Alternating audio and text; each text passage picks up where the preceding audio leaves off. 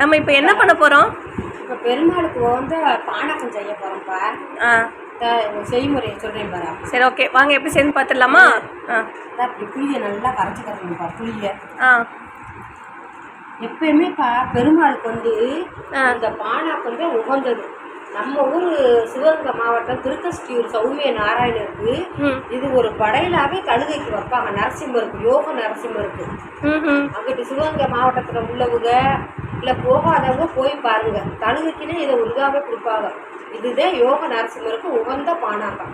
அது நம்ம அதைத்தான் வச்சு இப்போ நம்ம பெருமாளுக்கு படைக்க போகிறோம். சூப்பர்மா. ஆமாம், ஓகே, எப்படி செய்யணும்னு பார்த்துடலாமா?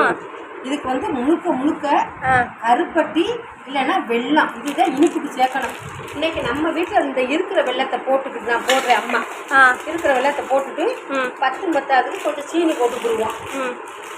மற்றவங்க யாரும் செய்கிறவங்க நல்லா வெல்லம் கருப்பட்டி. இதில் ஒரு மருத்துவ குணமும் இருக்குப்பா. என்னன்னா இந்த பிள்ளைகளுக்கு நீர் கெடுப்பு பிடிக்கும் பாரு, குழந்தைகளுக்கு நீர் கெடுப்பு தெரியும். அவெல்லாம் இந்த மாதிரி பானகத்தை கரைச்சு இந்த மாதிரி வடிகட்டி நல்லா இந்த வெல்லம் கருப்பட்டி போட்டு கலந்து குடிச்சா நீர் கெடுப்பு ஓடியே போயிடும். அப்படியா? 3 தடவை குடிக்கணும். காலையில சாயந்தரம் வச்சு 3 தடவை குடிச்சா நீர் கெடுப்பு வராது. சரிம்மா, இப்போ என்ன செஞ்சுட்டு இருக்கீங்க? இதான் இப்போ புளியை கரைச்சி ஊற்றிருக்கேன். ஒரு எலுமிச்சம்பழத்தை புளிஞ்சு விட்டுருப்பேன். இப்போ வந்து புளி கரைச்சி ஊற்றிருக்கோம். ஆமாம், ஒரு எலுமிச்சம்பழத்தை புளிஞ்சு விடணுமா? புளிஞ்சு விட்றோம் நம்ம அந்த.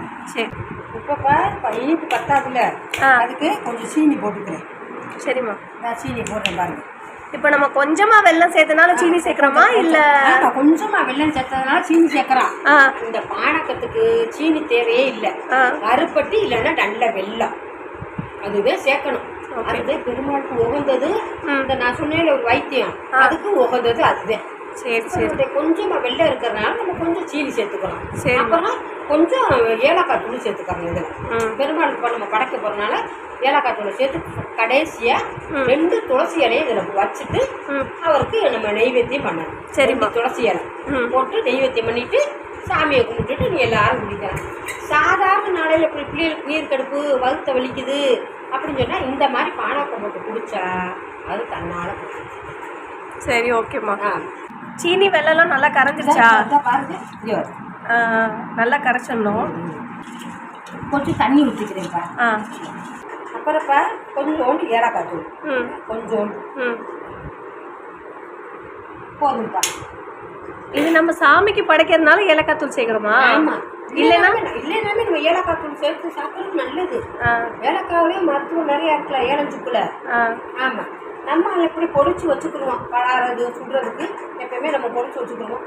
இந்த மாதிரி முடிஞ்சவோ வாங்கி இப்படி பொடிச்சு வச்சுக்கிட்டாலும் சரி, இல்லை அப்பப்போ ஏலக்காய் சுட்டு வாங்கி பொடிச்சு இந்த மாதிரி பானாக்கத்தில் போட்டுக்கிட்டாலும் சரி. ஆனால் இது யோகா திருக்கஷ்டியூர் சௌமிய நாராயணர் யோக நரசிம்மருக்கு உகந்த பானாக்கம். ஓகேம்மா, ரெடி ஆயிடுச்சா? ரெடி ஆயிடுச்சுக்கா. அவ்வளோதானா? அவ்வளோதான், ரெடி ஆயிடுச்சு. சாமிக்கிட்ட வச்சு சாமி கும்பிட்டு கேசரி பானாக்கம் பசும்பால் காய்ச்சின பால் எல்லாருக்கும் ஒன்று சொல்லிக்கிறேங்க. இதை தேன் படைக்கணும் அதை தேன் படைக்கணும் எல்லாரும் சொல்லுவாங்க. ஆனால் அதெல்லாம் இல்லை, மனசார நம்ம எதை நினச்சி செஞ்சாலும் சரி வந்து சாமி ஏற்றுக்குவாங்க. இப்போ வயசானவங்க போக முடியாமல் இருப்பாங்க. அவங்களாம் சும்மா நினச்சாலே போதும். முதல்ல ஓரளவுக்கு வயசாகிட்டாலே அவங்களே சாமியோட சாமி மாதிரி என்னை பொறுத்த வரைக்கும் என் மனசில் பட்டதான் சொல்கிறேன். அதனால இதைத்தையும் படைக்கவும் இல்லாமல் நம்ம மனசுக்குள்ளே யாருக்கு எதுவும் நினைக்காம எல்லா மக்களும் நல்லா இருக்குன்னு நினச்சாலே 30 கோடி தேவர்களும் நம்மளை வாழ்த்துவாங்க, நம்மளை பார்த்துக்குவாங்க. கவலைப்பட தேவையில்லை. அவ்வளோதான். வீடியோ இந்த எங்கள் வீட்டு நரசிம்மர் இவன் தாங்க எங்கள் நரசிம்மர். எங்கள் கிருஷ்ண சைத்தன்யா தான் எங்கள் வீட்டு நரசிம்மருங்க. பார்த்துக்கலாம், எங்கள் ஐயாவை பார்த்துக்கணும். ஏன்னா நான் வந்து பெருமாளை அதிகமாக கும்பிடுவேங்க. என் பையனோட பேர் வந்து பெருமாளோட 108 பேரில் ஒரு பேரை தான் என் பையனுக்கு வச்சுருக்கேன், கிருஷ்ண சைத்தன்யான்னு. எனக்கு பெருமாள்னால் ரொம்ப பிடிக்கும். என்னோடய கஷ்ட நஷ்டம் எல்லாமே என் பெருமாள்கிட்ட தாங்க சொல்லுவேன். ஏன்னா அவர் தான் எங்கள் கூடவே இருக்கார். எனக்கு பையனாகவும் வந்து பிறந்துட்டார். எங்கள் வீட்டு நரசிம்மர் இவர் தான்.